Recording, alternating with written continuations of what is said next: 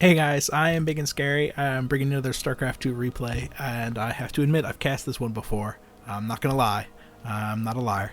However, I major screwed up. I missed a game-winning play, and that the individual who won was proud of the fact that that they pulled something off like that. And I have to admit that it was banging. The move was fantastic, and so he pointed it out to me, and I was so embarrassed. I was so ashamed of the fact that I missed it that I have to come back and I have to show it to you guys. And so I just decided to cast the entire video again, just to make it so that I can delete the old one and then just do the new one, and we can all be done with. Just sweep it underneath the rug. It'll be just fine. And so I should do the introductions again. We got ViperXk in our top left-hand corner from clan AllyE Esports. It's not AllyE or something like that, like a British term, or like I initially thought. Nope, it's AllyE Esports. That's his clan. He's throwing down a tin pool, actually. Going to be very, very aggressive, throwing out the early extractor. And while I have cast this, it was like 2 days ago now. So if you know me, you know that my memory, I religiously purge things from my memory. So this is going to be just as new to you as it is to me, I can assure you. It looks like Voto is moving. He's probably going to be going for a hatch first. He is moving out with his first drone. He is approaching the 200 mineral mark right whenever he's leaving his base. So yeah, it's absolutely looking like a hatch first, which is not the end of the world. ViperXk is definitely going to be able to do a ridiculous amount of damage. Even grabbing that second extractor, going to be able to have so much gas. Nope, it's just an extractor picture. Whatever. It's going to have so much extra gas. He's going to be able to start spawning pool very, very quickly on that metabolic boost, and then just progress in a very rapid manner towards a bunch of speed lanes. And that's going to be able to make it so he can do a ridiculous amount of damage to this hatchery. However, this is not the end of the world. Alkaline Waste is a huge map. Masters level players like these individuals is definitely capable of holding off that sort of aggression. Some people actually believe that it is capable to hold off any form of aggression when you're going hatch first. I think that might be a little bit ballsy. However, it doesn't really matter. In fact, Voto is actually going to have a bit of a heads up because his Overlord is going to be making it into the natural. Going to be expecting to see a hatchery being constructed. However, because he's not going to see anything, he's going to know instantly to react, instantly to start the production of his own Zerglings, and his spawning pool is actually going to be finishing pretty much the exact same time that the hatchery is going to be popping off. You have 20 seconds for that, 10 seconds for that. So yeah, absolutely, Voto will be in an okay position to hold off this aggression. 4 Zerglings already being started right whenever the spawning pool finishes up for Voto, and these 4 Zerglings coming out from ViperXk is going to be able to do a significant amount of damage. There goes the first round, and they have a handful of seconds. It looks like 40 seconds before the metabolic boost actually finishes, and that's actually going to really work in the favor of Voto. Just buy him just a handful more seconds, enough time hopefully to get up the static defenses necessary to hold this off. His spine crawler is being constructed in the mineral field. That's probably being done because he spotted that there was an absence of a hatchery in the natural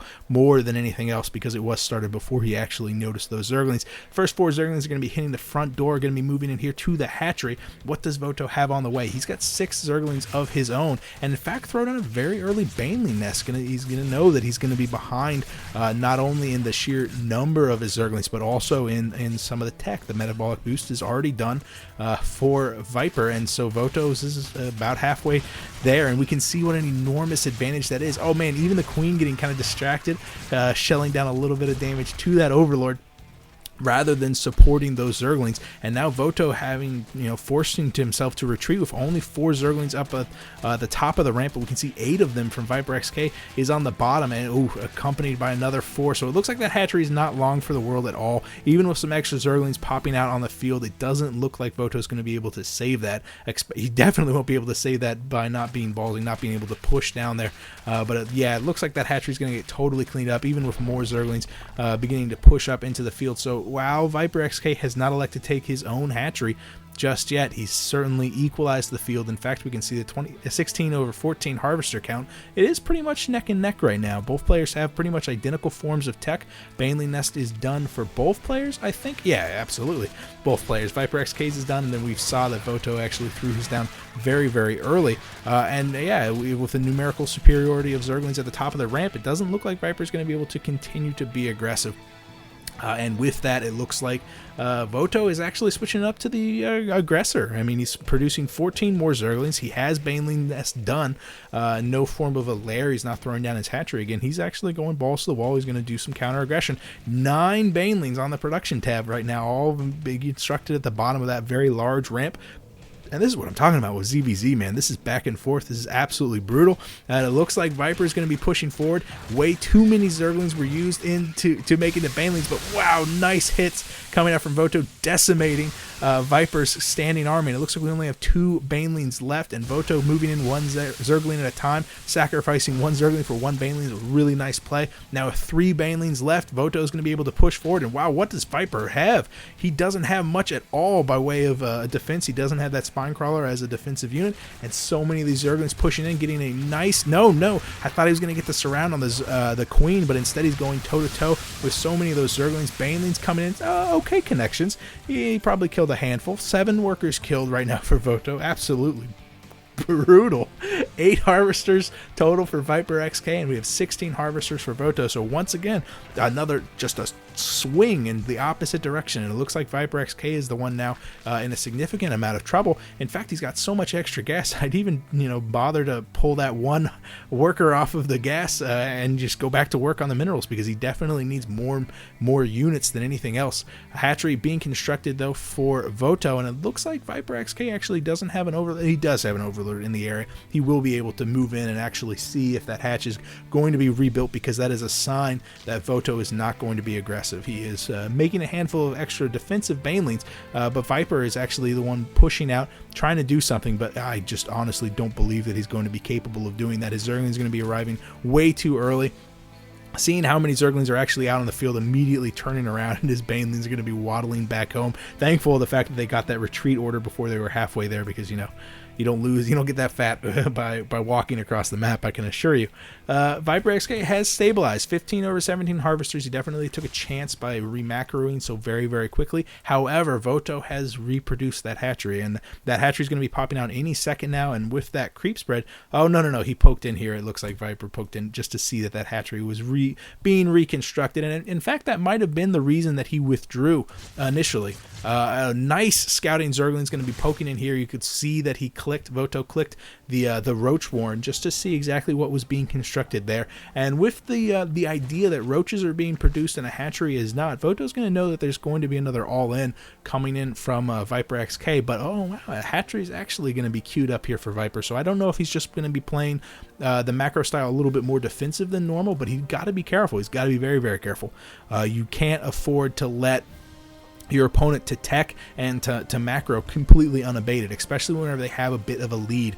Voto's hatchery is done. He's beginning to saturate that natural. 16 over 22 harvesters. But we can see that this massive standing army that Voto has actually eaten up a lot of the minerals that could have been used to produce a lot of drones. So the oversaturation of the natural is going to be able to make it so that ViperXk can bounce right back into this map. Even though the harvester count is a little bit in his favor, Voto's the one up on a base. So that's absolutely kind of weird.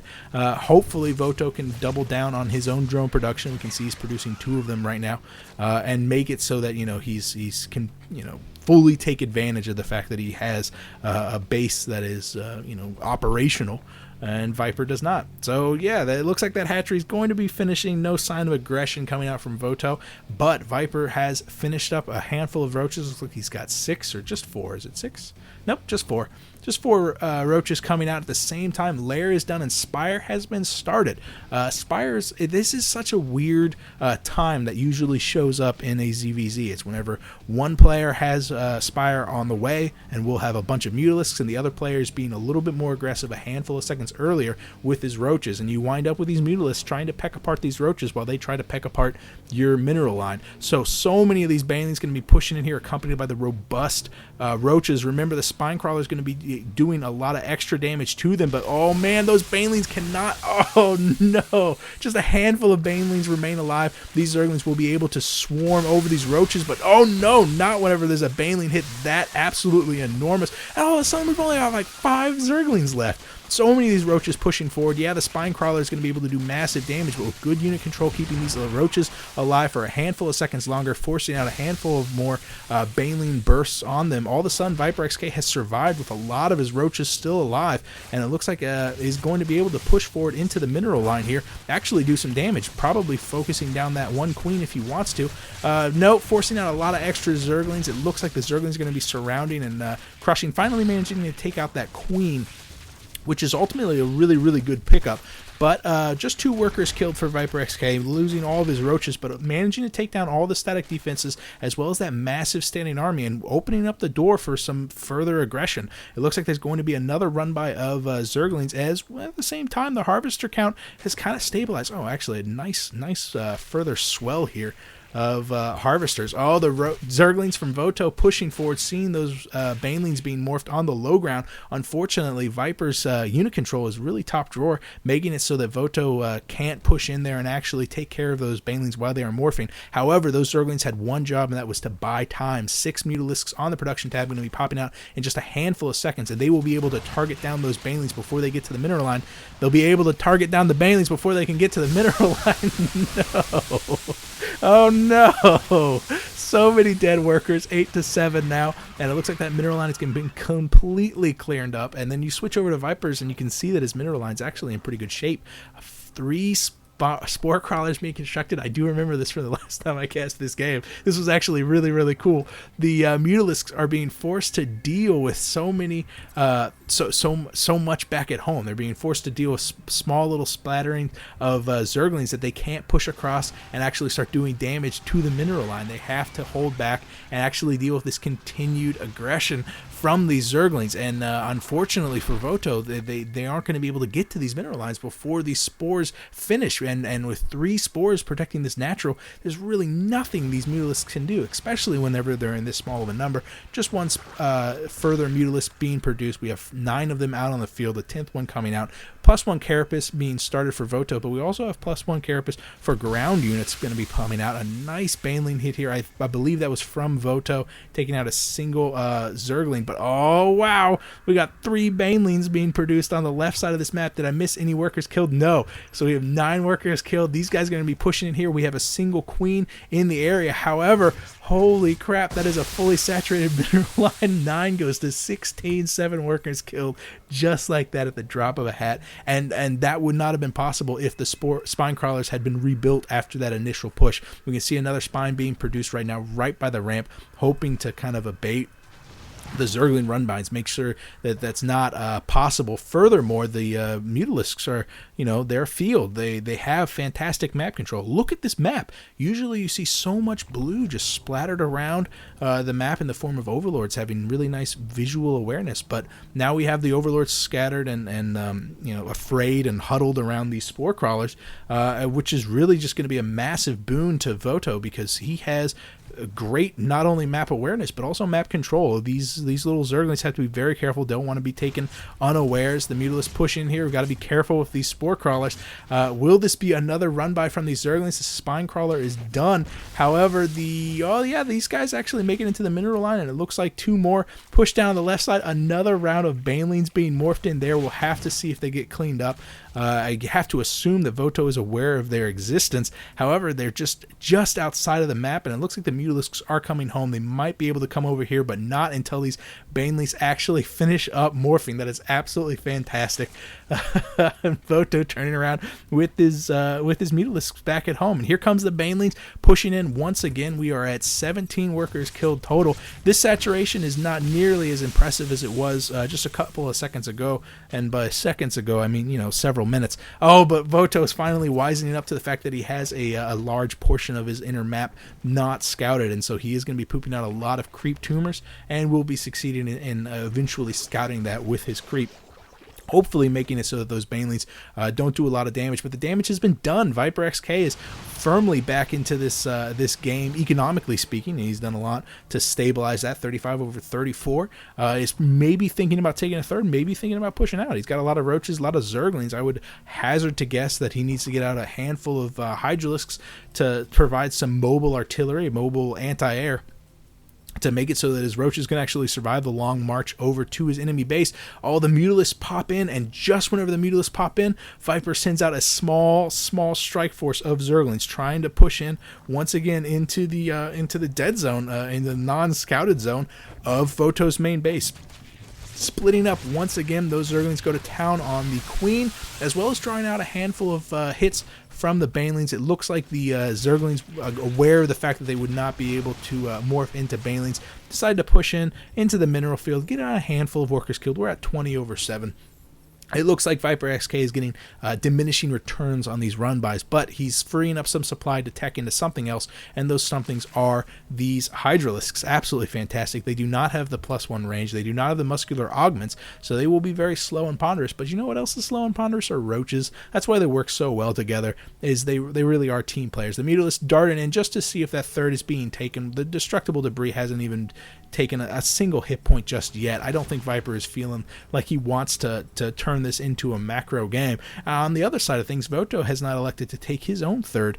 Either one of them, actually. He is working on that creep spread, actually electing to bring it down onto the low ground. That's really a neat, view of the special effects of that creep tumor spreading like that. And it looks like, I don't know. I honestly don't know what Voto is thinking. He needs to do something. He needs to start amassing some form of army. He's just content with producing Mutalisks right now, but honestly, eventually those Mutalisks are going to become obsolete. And oh wow, Voto actually agrees with me. He is producing 2 swarm hosts right now, and that is a great idea. Swarm hosts are really good at keeping your opponent contained and kind of sieging up on them.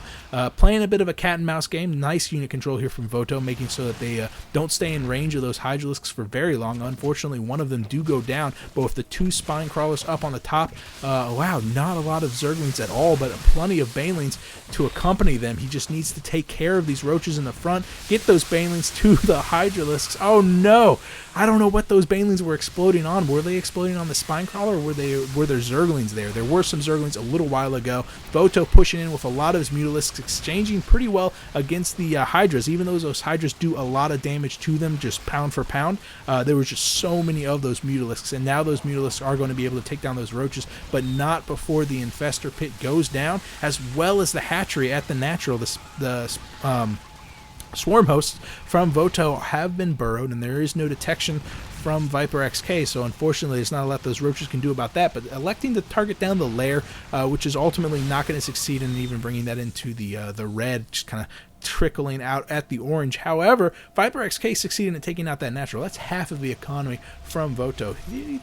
26 workers killed. I believe we were at 20 just a handful of seconds ago. So yeah, pretty heavy hit to the economy, but at 65/77 supply, Voto is the one who came out ahead army-wise. He definitely has a very intimidating force. The Mutalisks only took a little bit of damage from those Hydralisks, and he had also started to invest in those swarm hosts, which all of them survived that fight. So ViperXk, while he might have come out ahead economically speaking with his 2 bases, will have to think about defending now with those swarm host tech on the field, as well as all these Mutalisks out there.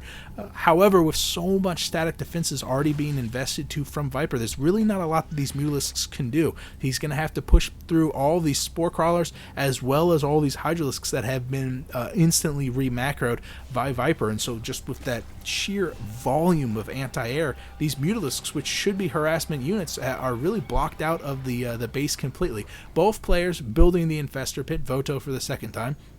And it looks like Voto is actually electing to take another expansion. He's taking his third off into the top right-hand side. Zerglings sweeping into the mineral field, which is rapidly declining in its usefulness. And it looks like the third is being attacked by just a handful of these Zerglings, who will be cleaned up relatively quickly by these Mutalisks. I can only assume they're pushing off to the north. Yeah, we'll be cleaning them up before that hatchery gets too far into the yellow, if you will.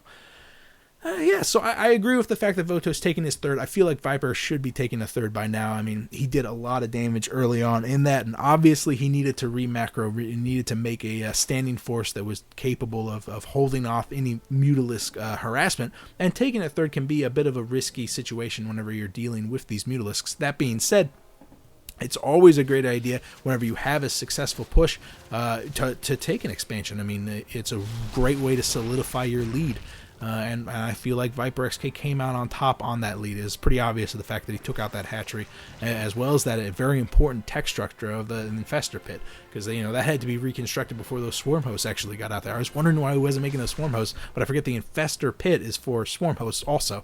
So yeah, these Mutalisks are going to be pushing into the north side. It looks like they found a small little kink in the armor of ViperXk's static defenses, succeeding in taking out that Roach Warren. Probably going to be able to take on the spawning pool also. Oh no, moving just within range of that Spore Crawler, losing one of his Mutalisks, I believe, and buying enough time for the Hydralisks to resupply that position, making it so that the Mutalisks do have to push back. However, Mutalisks regenerate health very, very quickly, and we can see that it's just beginning to climb right back up where it is supposed to be. Oh wow, those Mutalisks moving in once again, probably going to be targeting on the spawning pool this time, maybe turning onto the infestor pit. At the same time, Roaches and Hydras pushing out. Remember, the Roach Warren was taken care of, so these Hydralisks are pretty much SOL. They don't have any meat shield. They're going to be very exposed to the Baneling hits that could be coming, but it looks like Voto is investing a lot of his gas into the form of these swarm hosts.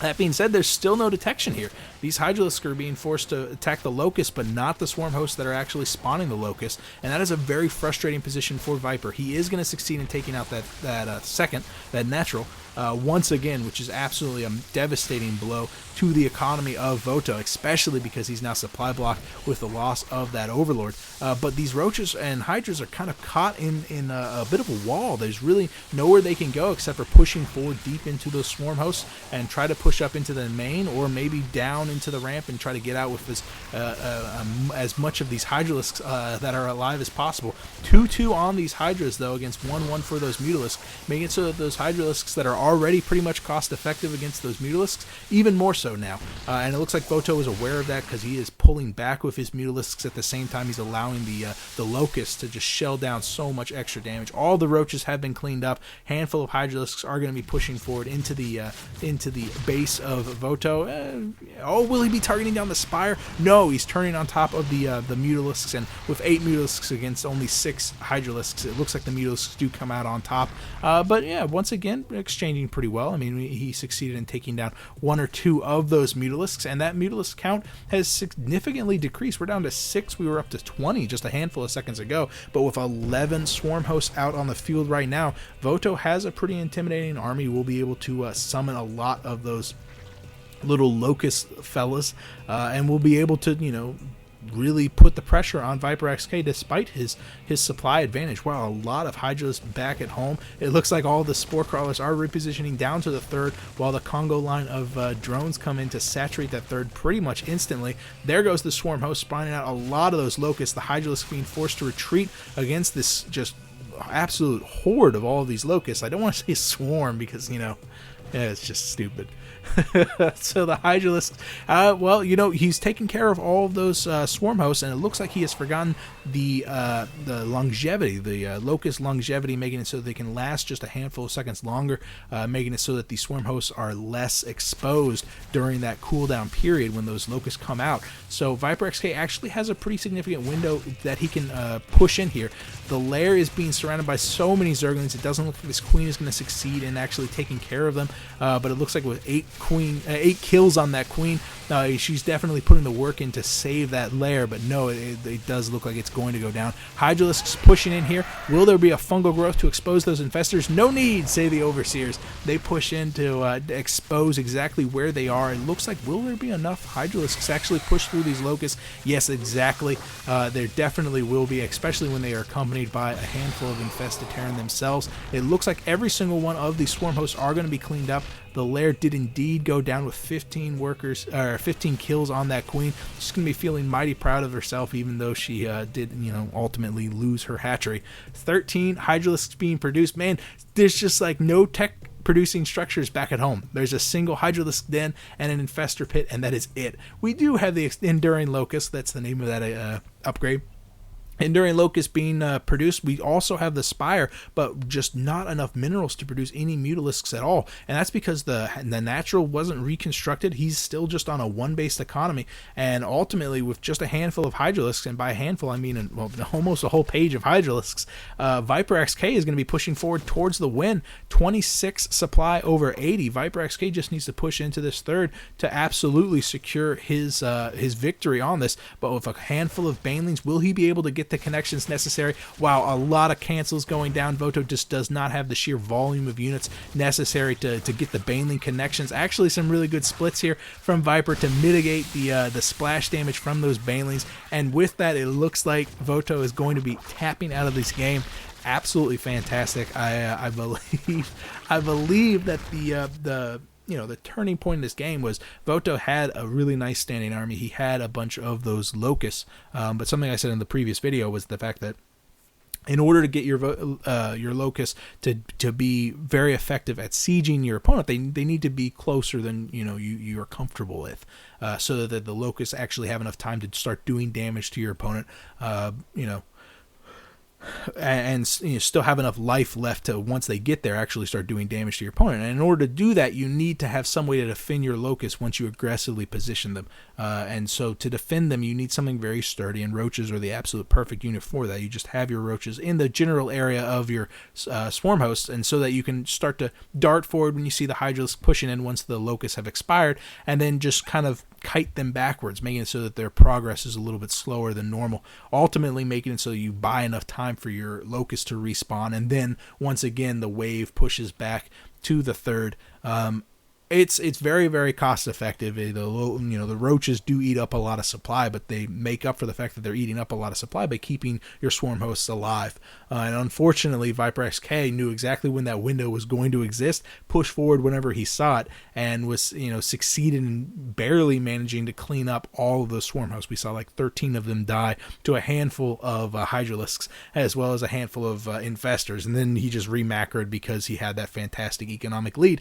Absolutely fantastic play. A special thanks to Viper for pointing out the fact that he had those hidden Banelings in the main expansion a handful of times, making them into Banelings, and that really got him back into the game. So absolutely fantastic. I loved it. I love you guys. Thank you for watching my game. If you have a replay that you want me to cast, you can PM me. How about that? Because I don't know you have the game. If you have a game you want me to cast, you can PM me here or on Reddit. One way or another, I will see you guys later. I am Ibigandscary. Bye.